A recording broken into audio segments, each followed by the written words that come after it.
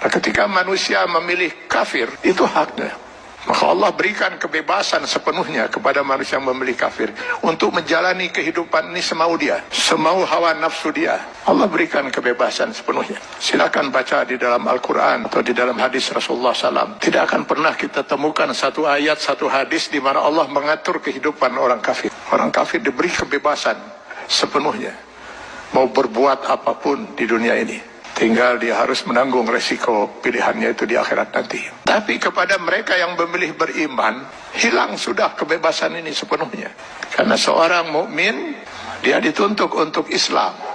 Akar katanya adalah aslama, berserah diri. Yang beriman kepada Allah, dia harus menyerahkan dirinya sepenuhnya kepada Allah. Sepenuhnya dia siap untuk diatur hidupnya oleh Allah Subhanahu wa Ta'ala. Tanpa lagi dia mempergunakan akalnya untuk bertanya, mengapa Allah wajibkan saya berbuat ini, kenapa Allah haramkan saya melakukan ini. Kalaupun pertanyaan itu muncul dalam dirinya, maka keimanan dia akan menjawab, saya lakukan ini karena Allah perintahkan, dan saya tinggalkan hal ini karena Allah melarangnya. Itu jawaban seorang mukmin. Dia tidak akan berusaha mencari ilah hukum, alasan hukum, apa manfaatnya, apa hikmahnya.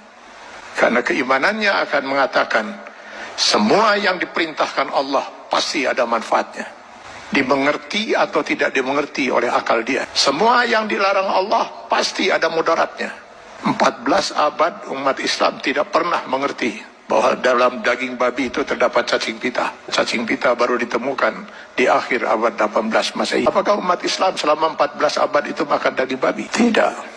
Setiap yang dilarang oleh Allah pasti ditinggalkan oleh seorang mukmin. Maka seorang mukmin harusnya siap untuk mengislamkan dirinya secara penuh, secara utuh, secara kafah. Maka kepada orang yang memilih beriman itu Allah menyeru, ya ayyuhallazina amanu dukhulu fis-silmi kafah.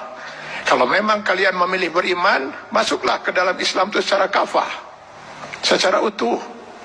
Mengislamkan diri kita setiap detik, baik dalam hubungan hablum minallah maupun hablum minan nas. Itulah sebabnya Allah menurunkan 6.666 ayat Al-Quran, yang sebagian dari ayat Al-Quran ini dijelaskan oleh kurang lebih 5.000 hadis Rasulullah SAW.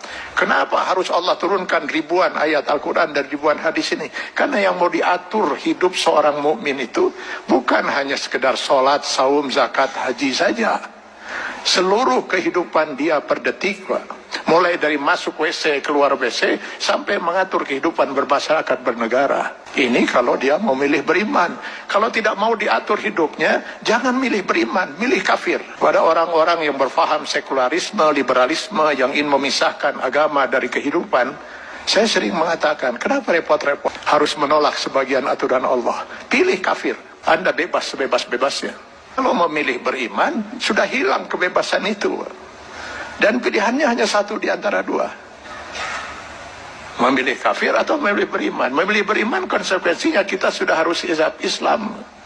Mengislamkan diri kita, menyerahkan sepenuhnya diri kita untuk diatur hidup kita oleh Allah Subhanahu wa Ta'ala. Karena itu setiap orang mukmin sadar betul bahwa selamat tidaknya dia termasuk orang yang ditangisi oleh tidak atau tidak oleh Rasulullah SAW.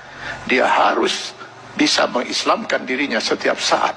Karena yang nanti akan dimintai pertanggungjawaban di yaumil akhir bukan hanya sebatas sholat, zakat, saum, haji saja, tapi seluruh kehidupan dia per detik. Mudah-mudahan ini bisa menjadi bahan muhasabah bagi kita semua. Kita islamkan diri kita secara kafah dalam batas kemampuan yang mampu kita lakukan. Karena Allah tidak akan menuntut kita di luar kemampuan kita. Semoga kita bukan termasuk orang yang ditangisi oleh Rasulullah SAW.